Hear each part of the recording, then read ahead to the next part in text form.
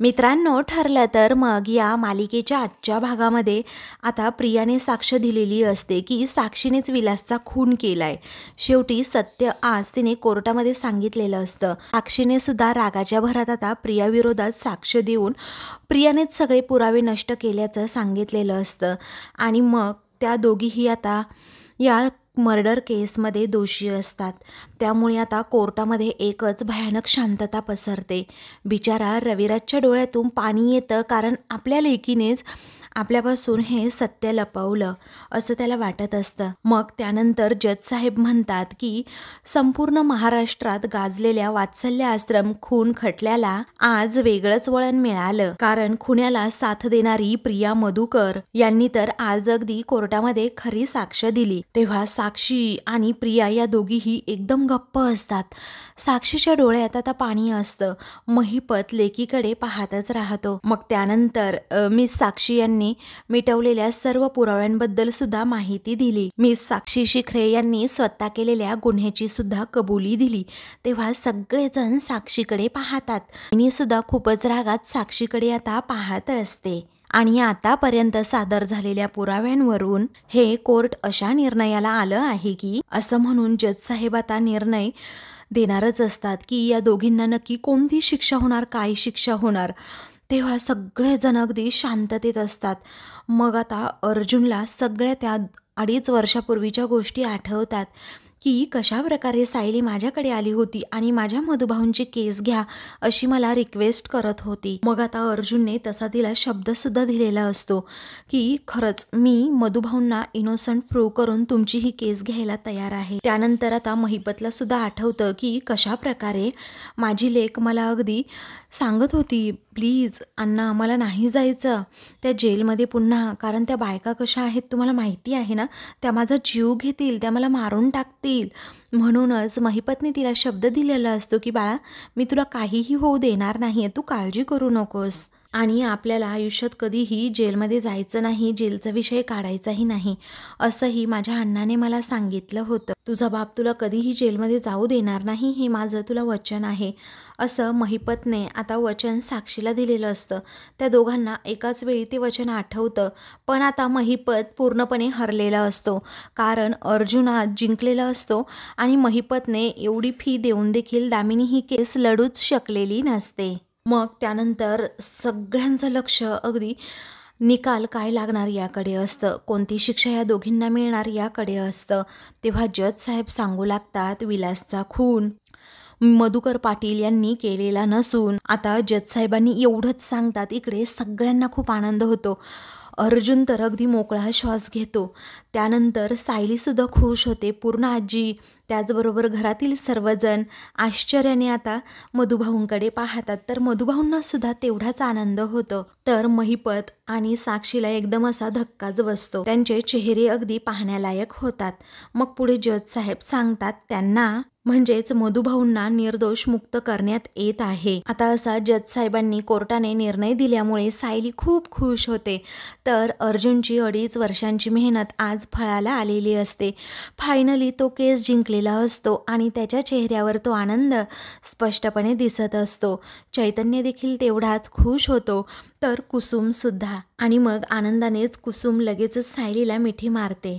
आता हा सायलीच्या चेहऱ्यावरील आनंद अर्जुनला पाहायचा असतो आणि म्हणूनच तो आता सायलीकडे पाहतो। सायलीला खुश पाहून अर्जुनच्या चेहऱ्यावर अजूनच तेज येतं। तर दामिनी मात्र खूप चिडलेली असते, तिला काय करावं सुचत नसतं, कारण आज तिची ही हरणारी पहिलीच केस असते, ते फक्त साक्षीच्या मूर्खपणामुळे। मग महिपतला समजतं आपली आता वाट लागणार, आपल्या लेकीला जेलमध्ये जावं लागणार आणि हाच विचार करून डोकंच फिरतं। त्यानंतर आता कुसुम आणि त्याचबरोबर सायली दोघीही मधुभाऊंकडे पाहतात, तर मधुभाऊसुद्धा इशारा करून दोघींकडे पाहून हसतात।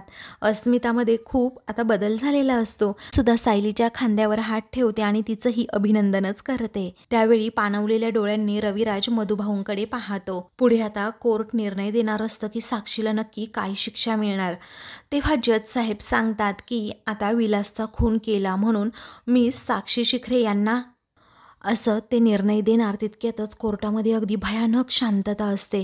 कारण सगळेजण उत्सुक असतात की या भामट्या साक्षीला आणि या प्रियाला आता काय नक्की शिक्षा मिळणार. सगळेजण आता अगदी कान लावून जजचा निर्णय ऐकू लागतात. मग आता जज साहेब निर्णय देतात की हे कोर्ट साक्षी शिखरे यांना जन्मठेपेची शिक्षा देत आहे. असं म्हटल्याबरोबरच साक्षी एकदम हादरूनच जाते. महिपतच्या पायाखालची जमीन सरकते. आता अर्जुन खुश होतो तर दामिनी एकदमच डोळे बंद करून घेते. तिच्या अशिलाला म्हणजे साक्षीला आता खरं तर जन्मठेपेची शिक्षा होणार असते. तर आता चैतन्य, अर्जुन, त्याचबरोबर सायली, कुसुम आणि मधुभाऊ हे खूप म्हणजे खूपच खुश होतात. कारण 2.5 वर्ष त्यांनी वाट पाहिलेली असते या दिवसाची आणि फायनली आज तो दिवस उगवलेला असतो.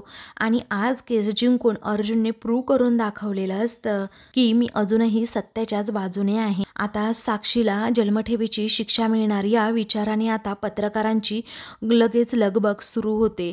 ते इंटरव्ह्यू घेण्याच्या तयारीत असतात आणि सगळं काही लाईव्ह टेलिकास्ट होत असल्यामुळे सगळ्यांपर्यंत ही बातमी आता पोहोचलेली असते. तर एवढा जीवाचा आटापिटा करून देखील, एवढे पुरावे नष्ट करून देखील, एवढा बक्कळ पैसा ओतून देखील आपल्या लेकीला शेवटी जन्मठेपेची शिक्षा झालीच असं महिपतला वाटत असतं.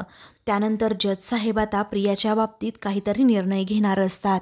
आता प्रियाच्या बाबतीत नक्की काय निर्णय घेणार हीच उत्सुकता सगळ्यांना लागलेली असते. पुढे जज साहेब म्हणतात तसेच प्रिया मधुकर यांनी गुन्ह्याची साथ देणे आणि पुरावे नष्ट करणे आणि कोर्टाची दिशाभूल करणे या सर्व गुन्ह्यांसाठी तिला 7 वर्षांची सक्त कारावासाची शिक्षा ही सुनावण्यात येत आहे. आता जज साहेबांनी असा निर्णय दिल्यानंतर आता प्रिया अगदी पांढरीफिक होते.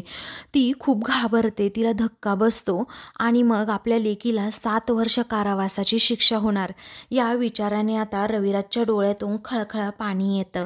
कारण आजपर्यंत ही जी बोलत होती ना ते सगळं खोटं होतं हे रविराजला आता कळून चुकलेलं असतं. अखेर आता प्रियाचा खेळ संपलेला असतो. त्यामुळे आता प्रतापला खूप म्हणजे खूप राग येतो. कारण प्रिया अगोदरपासून खोटारडी आहे हे त्याला चांगल्या प्रकारे माहीत असतं. त्यानंतर आता पूर्णा आजी आणि कल्पना दोघीही मात्र एकदमच शॉक होतात. कारण प्रियाला एवढी 7 वर्ष कारावासाची शिक्षा, ही सुभेदारांची सून असून असं वागते असं त्यांच्या मनात एका क्षणी येतं. तर आता सायली आणि कुसुमला मात्र खूप म्हणजे खूप आनंद होतो. त्या दोघीही पुन्हा एकमेकांना मिठी मारतात.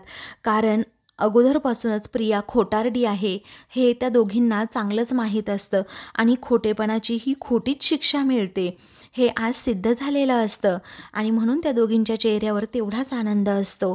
काही वेळानंतर रविराज मधुभाऊंकडे पाहतात तर प्रियासुद्धा मधुभाऊंकडे पाहत असते. परंतु आता मधुभाऊ हे अजिबात प्रियाला भीक घालणार नसतात आणि माफसुद्धा करणार नसतात. त्यानंतर सुमन मात्र रडू लागते. तेव्हा नागराज तिला समजावतो की रडू नकोस. आता प्रिया ही अक्षरशः रडकुंडीला आलेली असते. तिने खोट्याची साथ देऊन आता स्वतःचंही वाटोळं करून घेतलेलं असतं हे तिच्या लक्षात येतं. त्यामुळे ती आता खूप म्हणजे खूप कोर्टामध्ये रडू लागते. आता मधुभाऊंच्या डोळ्यात सुद्धा पाणी आलेलं असतं. तर महिपत अगदी शॉक झालेला असतो. कारण आपल्या लेकीला आता जन्मठेपेची शिक्षा, आपलं सगळं काही संपलं. आता सर्व फाईल क्लोज करून कोर्ट इज ॲडजंट असं आता लगेचच जज साहेब म्हणतात आणि ती फाईल बंद करतात. कोर्टाने अगदी छान असा निर्णय घेतल्यामुळे अर्जुन, चैतन्य खूप खुश असतात. अर्जुनच्या डोळ्यात आनंदाश्रू असतात. तर दामिनी आता तेथे असणारी ती फाईल जशी आपटते आणि तेथून आपल्या असिस्टंटसह जाते. तर महिपत आपला एकटाच काहीतरी ओरडत असतो.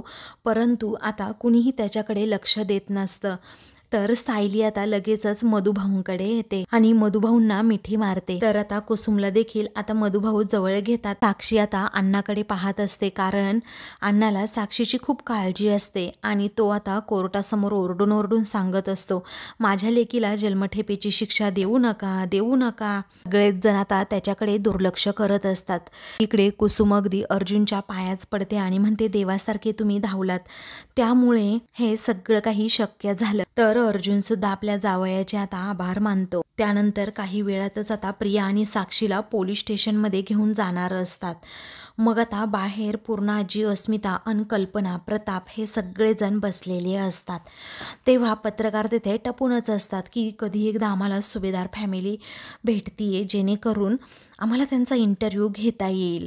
तेव्हा अन्नपूर्णा सुभेदार समोर त्यांना दिसतात, म्हणजे पूर्ण आजी. धावतच पूर्ण आजींकडे ते जातात आणि म्हणतात, बरं आम्हाला सांगा आता अन्नपूर्णा सुभेदार, तुमच्या या नाचसुनेला एवढ्या मोठ्या गंभीर गुन्ह्याबद्दल शिक्षा झाली आहे, तर तुम्ही त्याबद्दल काय सांगणार? आणि तन्वी सुभेदारने खुनाचे पुरावे मिटवले हे तुम्हाला माहीत होतं का?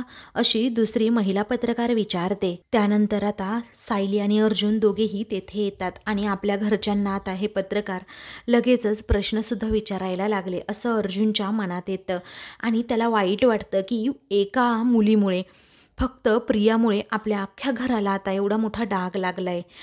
त्यानंतर आता प्रताप हा इकडे उत्तर देत म्हणतो, हे पहा, कोर्टाच्या निर्णयाचा आम्ही आदरच करतो, कारण गुन्हेगाराला शिक्षा ही व्हायलाच हवी आणि अशा मताचे आम्ही सुद्धा आहोत. कारण माझा मुलगा जिंकला आणि सत्याचा विजय झाला याचा आम्हा सगळ्यांना खूप म्हणजे खूप आनंद आहे. तेव्हा आता ती महिला पत्रकार पुन्हा विचारते, गेली 2 वर्ष तुम्ही तन्वीला पाठीशी घालत होतात का?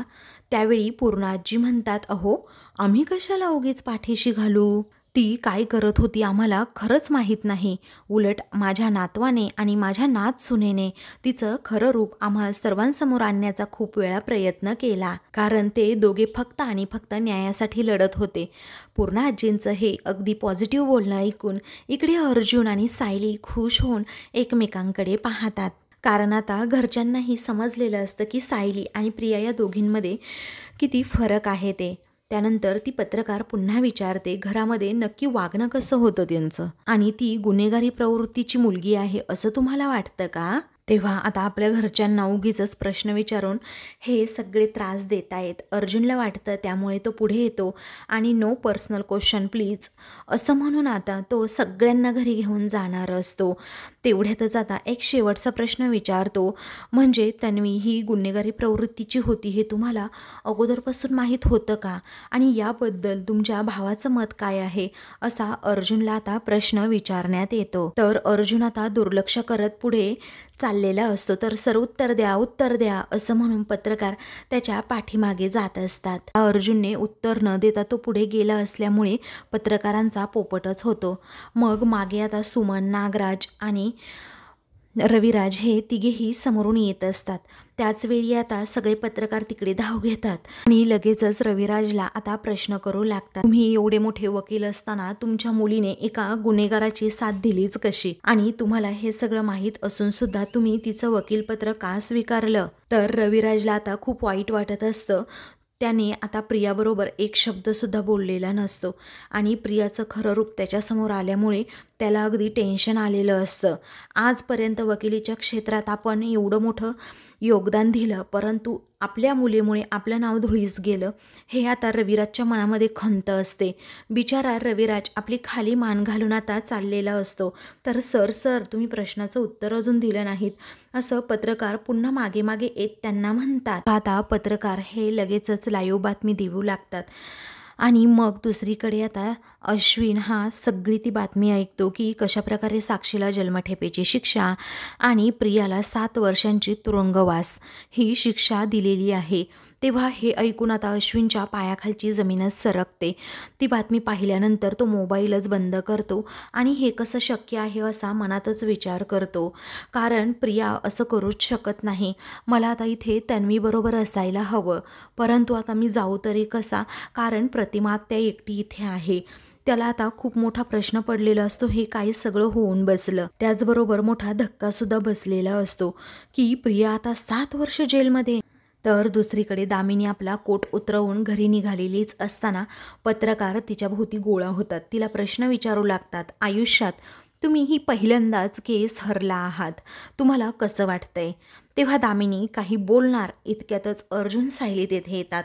अर्जुन म्हणतो, चुकीच्या माणसाला साथ दिल्यानंतर काय होणार? हेच होणार ना असं. मग आता अर्जुन म्हणतो, आय होप दामिनी देशमुख तुम्ही यापुढे ना महिपत आणि साक्षीसारख्या क्रिमिनल केसेस कधीही घेणार नाहीत, तरच ही तुमची पहिली आणि शेवटची हरलेली केस ठरेल, असं म्हणून तो जबरदस्त असा टोमणा दामिनीला मारतो. त्यावेळी दामिनी विचारते, हे सांगायला आलास का तू अर्जुन इथे? मग आता तो म्हणतो, अजिबात नाही. अहो, उलट मी तर तुम्हाला इथे थँक्यू म्हणायला आलोय.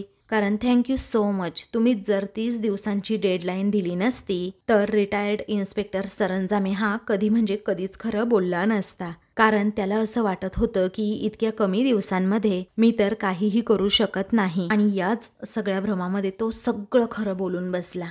ही 30 दिवसांची डेडलाईन नसती तर सरंजामे मागच्या 2-2.5 वर्षासारखा खोटंच बोलत असता आणि खरे पुरावे कधी म्हणजे कधीच माझ्यापर्यंत सुद्धा पोहोचले नसते. So advocate Damini Deshmukh thank you असं म्हणून तो दामिनीचेच आभार मानतो. मग आता सायली विचारते की तुम्ही मगाशी यांना विचारत होतात ना की हरल्यानंतर तुम्हाला कसं वाटतंय, पण यांना आता समजत असेल की खोटेपणा करून विजय हा मिळवता येतो, पण तोच विजय फार काळ अजिबात टिकत नाही. कारण खोटेपणाचं आयुष्य खूप म्हणजे खूपच छोटं असतं. मग आता झालं का तुझं बोलून? तुझा याच्याशी काहीही संबंध नाहीये, समजलं? त्यामुळे तू बोलू नकोस, असं जेव्हा दामिनी म्हणते तेव्हा सायली सांगते, मी ना एक सामान्य नागरिक आहे आणि जिचा आपल्या न्यायव्यवस्थेवर पूर्णपणे विश्वास आहे. आणि मला हे चांगल्या प्रकारे माहीत सुद्धा आहे की दुसरी कोणीतरी एखादी व्यक्ती येऊन आपली न्यायव्यवस्था अशी खिळखिळी नाही करू शकत. त्यानंतर अर्जुन म्हणतो, अजून एक शेवटचा सल्ला देतो, कधीतरी एखाद्या गरीब आणि निरापराध माणसाची केस लढून पहा आणि पैशांसाठी नाही तर न्याय मिळवून देण्यासाठी तुम्ही लढा. आणि ती केस जेव्हा तुम्ही जिंकाल ना तेव्हाचं समाधान खूप काही वेगळंच असेल. तेव्हा आता दामिनी काही न बोलता तेथून जाते. कारण दामिनीचा जबरदस्त असा भर कोर्टामध्ये अपमान झालेला असतो. त्याचबरोबर पहिल्यांदा ती केससुद्धा हरलेली असते. त्यानंतर अर्जुन सायलीसुद्धा बाहेर जायला निघतात. आता इकडे कल्पना, अस्मिता आणि पूर्णा आजी या तिघीही बाहेरच उभ्या असतात. तेथे महिला ज्या कॉन्स्टेबल असतात त्या साक्षीला बेड्या घालून घेऊन येतात. त्या पाठोपाठ प्रियासुद्धा असते. आता कल्पनाकडे पाहून अगदी शर्मेनेच मान खाली घालते. तिला तिचंच आता अगदी वाईट वाटत असतं. तर कल्पना आणि पूर्णा आजी, अस्मिता या तिघीही रागातच प्रियाकडे पाहत असतात. आता प्रियाला असं वाटतं की आपल्याला नेहमीप्रमाणे इथे सिंपती मिळेल. पण आता जेव्हा प्रिया ही पुढे जाते आणि पूर्णा आजी असं म्हणते, नंतर पूर्णा आजींना आता आठवतं की कशा प्रकारे सायलीचे सर्व अधिकार काढून आता कोणाला दिले तर मी तन्वीला दिले. अगदी स्वयंपाकाचे हक्क असो किंवा मला असं वाटायचं की तिच्या मनामध्ये अर्जुनबद्दल थोडं का होईना प्रेम आहे. आणि नंतर अश्विनबरोबर लग्न केल्यावर मी सुद्धा माझे सगळे पारंपरिक दागिने, त्याचबरोबर जे परंपरागत चालत आलेले आणि माझ्या सासूबाईने मला दिलेले सगळे दागिने मी माझ्या लहान नाचुनेला देऊन टाकले, म्हणजे तन्वीला. मग आता पूर्णा आजींना आठवून खूप म्हणजे खूप त्रास होऊ लागतो. त्या अगदी रागातच प्रियाकडे पाहत असतात. त्यानंतर प्रिया आता म्हणत असते की पूर्णा आजी मी चुकलेली नाहीये. आता कल्पना आणि त्याचबरोबर अस्मिता आणि पूर्णा आजीच्या डोळ्यातही पाणी असतं. कारण प्रियावर आपण विश्वास ठेवून खूप मोठी घोडचूक केली याचा पश्चाताप त्या तिघींनाही होऊ लागतो. तर पूर्णा आजी आता थोडं पुढे येतात आणि सणासण प्रियाच्या कानाखाली ओढतात. हे पाहून आता सायलीला धक्काच बसतो.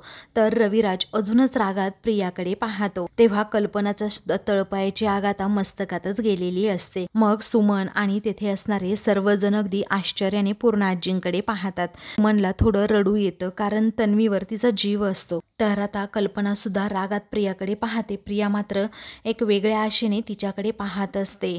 दुसरीकडे दामिनी तिच्या ऑफिसमध्ये जाऊन डोक्याला हात लावून बसलेली असते. तेव्हा महिपत तेथे मोठ्या तोऱ्यातच येतो आणि म्हणतो, अरे वा, मी तर कोर्टामध्ये तिथे तुमची वाट बघत बसलोय आणि हे शहामृग इथे वाळूत डोकं घालून बसलंय का? डबक्यात जाऊन जीव द्यायचा ना त्यापेक्षा. तेव्हा दामिनी चवताळते आणि रागातच धमकी देत म्हणते, तोंड सांभाळून बोला महिपत शिखरे. मग आता तो रागातच म्हणतो, आत्तापर्यंत ना मी तोंड सांभाळूनच बोलत आलो आहे देशमुख बाई. मी भरोसा ठेवला तुमच्यावर, माझ्या लेकीला तुम्ही सोडवाल म्हणून. अहो, तोंडावर पडलो मी, तोंडावर त्या कोर्टात, आणि माझ्या नाकाचा ना अक्षरशः भुगा झाला, भुगा. आता वरच्या कोर्टामध्ये अपील करायची असेल तर ती करा, कारण 8 दिवसाच्या आत मला माझी लेक घरी पाहिजे म्हणजे पाहिजे. अरे खेसे किती गरम करायचे ना, अजून सांगा मला, मी करायला तयार आहे, असं महिपत म्हणतो. तेव्हा दामिनी खूप रागात म्हणते, अरे तुझ्या आणि तुझ्या मुलीच्या खोटेपणामुळे आज आयुष्यात मी पहिल्यांदा केस हरले. अरे करोडो रुपये निघाले ना तरीही ते डाग पुसून निघणार नाही. आता निघायचं आणि पुन्हा तोंड दाखवायचं नाही, आऊट, असं म्हणून आता देशमुखबाई खूप चिडलेली असते. तेव्हा महिपत तिच्या अंगावर धावून जातो, भला मोठा असा कोयता काढतो आणि तो कोयता अक्षरशः तिच्या गळ्याला लावत म्हणतो, ओ देशमुखबाई, आवाज खाली ठेवायचा, एकदम खाली, नाहीतर हाच आवाज कायमचा बंद करायला ना मला अजिबात टाईम लागणार नाही, समजलं. इकडे प्रिया कल्पनाजवळ जाते. आई आई मी काही केलं नाही असं जेव्हा म्हणते तेव्हा कल्पना सनकन तिच्या कानाखाली मारते. तेव्हा सगळ्यांनाच पुन्हा एकदा धक्का बसतो. त्यानंतर आता कल्पनाला आठवतं की कशाप्रकारे आता मोठ्या सुनेच्या आणि मोठ्या लेकाच्या लपून आम्ही प्रिया आणि अश्विनचं लग्न लावलं, म्हणजेच सायली अर्जुनला कळू न देता. आणि जेव्हा सायली आणि अर्जुनने या लग्नासाठी विरोध केला, तिला घराबाहेर काढा असं म्हटलं, तेव्हा आम्ही त्या दोघांनाच खोटं ठरवलं. हे आता कल्पनाला आठवून त्रास होऊ लागतो. खऱ्या खोट्याची तिला जाणीव होते. मग त्यानंतर पूर्णाजी आता म्हणतात, इतक्या भयंकर मुलीचा ना आमच्या घराशी काहीही म्हणजे काहीही संबंध नाही. आता अगोदर घेऊन जा हिला, असं त्या कॉन्स्टेबलला म्हणतात. त्यानंतर आता कल्पना म्हणते, अगं तुझी जागा तर आमच्या घरात नाहीच आहे तन्वी, आणि तुझी जागा ना फक्त आणि फक्त तुरुंगातच आहे, असं म्हणून प्रियाला तिची लायकी कल्पना दाखवून देते. अगं आम्ही तुझ्यावरती विश्वास ठेवला आणि त्याचं तू हे फळ दिलंस. आता एक क्षण सुद्धा तू माझ्या नजरेसमोर राहू नकोस. तेव्हा प्रिया आता रडण्याची नाटकं करते. ते पाहून अस्मिता म्हणते, तुझे मगरीचे ना अश्रू पुस आता. तुझी जागा आता जिथे आहे ना तिथेच तू जाऊन राहा, ते सुद्धा अगदी जेलमध्ये. मग आता त्या कॉन्स्टेबल असतात ना त्या प्रियाला घेऊन निघालेल्याच असतात. तेव्हा सायली म्हणते, एक मिनिट. मग पुढे आता सायली जाते आणि साक्षीला म्हणते, अगं तुझं तर तोंड बघायची सुद्धा इच्छा नाहीये माझी साक्षी, कारण माझा तुझ्याशी या अगोदरही संबंध नव्हता आणि इथून पुढेही नसेल. तेव्हा सगळेजण आता साक्षीकडे सुद्धा खूप म्हणजे खूप रागात पाहतात. पुढे आता सायली म्हणते, आनंदाची गोष्ट यामध्ये फक्त एकच आहे की तू केलेली गुन्ह्याची शिक्षा माझ्या वडिलांना नाही मिळणार. मग साक्षी नजर रोखूनच सायलीकडे बघते. तर आता मित्रांनो, पुढील भागामध्ये सायली सनासन प्रियाच्या कानाखाली ओढत करावे तसे भरावे. आता 7 वर्ष जेलमध्ये सडायचं प्रिया, आता ना तुला सुभेदार ना किल्लेदार भेटायला येतील, समजलं, आणि हीच तुझ्यासाठी योग्य शिक्षा असणार. हे ऐकून आता सगळेजण सायलीकडे पाहू लागतात. तर प्रियाचा सगळ्यांना राग येत असतो. त्यानंतर सगळेजण घरी येतात. सायली सर्वांसाठी स्वयंपाक बनवते. कुणीही खाण्याच्या मनस्थितीत नसतं. तेव्हा सायली म्हणते, प्रियामुळे सर्वांना मनस्ताप झाला आणि तिच्यामुळे कितीही त्रास होत असेल ना तरीही अन्नाचा अपमान होऊ द्यायचा नाही, ही आपल्या घरची शिकवण आहे, असं म्हणून ती पूर्ण आजींना आता अगदी प्रेमाने जेवण भरवते. तेव्हा आता ते पाहून अर्जुन अगदी प्रेमाने सायलीकडे पाहतो. तर घरातील सगळेजण आता सायलीकडे पाहत असतात, कारण आता सायलीने मनात काही न ठेवता सगळ्यांची मनं जिंकून घेतलेली असतात. अशाच मालिकेंची पुढील भाग पाहण्यासाठी चॅनलला सबस्क्राईब करा.